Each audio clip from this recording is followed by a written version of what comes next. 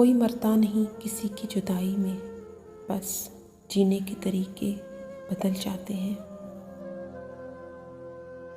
کچھ راستوں پر قدم نہیں، دل تھک جاتے ہیں۔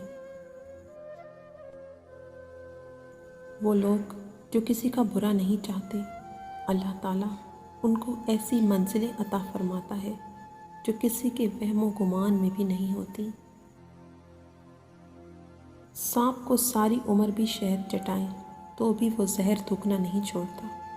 اسی طرح کچھ لوگوں پر چاہے کتنا ہی خلوص لٹائیں، وہ ڈسنے سے باز نہیں آتے، کیونکہ فطرت نہیں بدلتی۔ ہماری بربادی کی ایک وجہ شاید یہ بھی ہے کہ ہم صبح صبح قرآن پاک کھولنے کے بجائے موبائل کھولنے شروع کر دیتے ہیں۔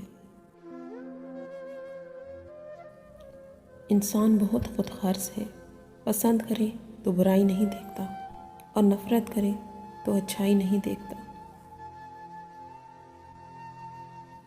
گفتگو میں بے احتیاطی رشتوں کو کچل دیتی ہے۔ آپ کے الفاظ ہی آپ کا عکس ہوتے ہیں اور بعد میں وضاحتیں دینے سے کچھ بھی حاصل نہیں ہوتا۔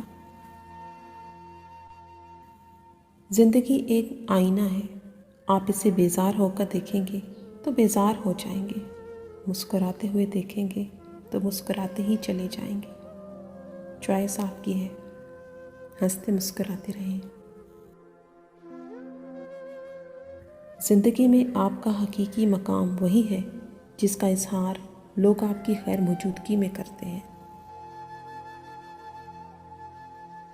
دل کے دکھ کب مل جائیں کون جانے، جب تک خوشیاں ملتی ہیں لے لینی چاہیے۔ ہم تو ویسے ہی طاق میں رہتے ہیں، تردد تو خوشیوں کے لیے کرنا پڑتا ہے۔ کوشش کرو جس چیز کے لیے تم خود ترسے ہو کوئی دوسرا آپ کی وجہ سے نہ ترسے، پھر چاہے وہ رشتے ہوں، خوشیاں ہوں یا سکون ہو۔ جس کے پاس جو ہوتا ہے اس نے وہی تقسیم کرنا ہوتا ہے، اس لیے لوگوں کے رویوں کا کبھی شکوہ نہیں کرنا چاہیے۔ ضروری نہیں کہ سب کی جھولیاں پیار اور خلوص سے بھری ہوئی ہوں۔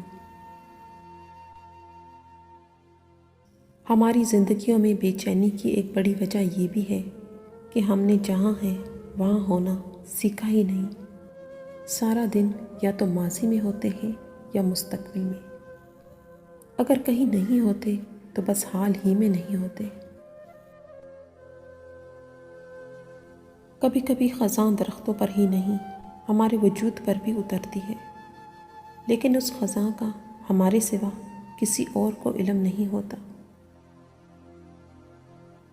زندگی اتنی بدل گئی ہے کہ حق جتانا چھوڑا ہے، کمپرومائز کرنا سیکھ لیا ہے، خود کو سمجھا لیا ہے کہ حق جتانے سے کوئی اپنا تھوڑی ہو جاتا ہے، پھر وہ کوئی چیز ہو یا کوئی انسان۔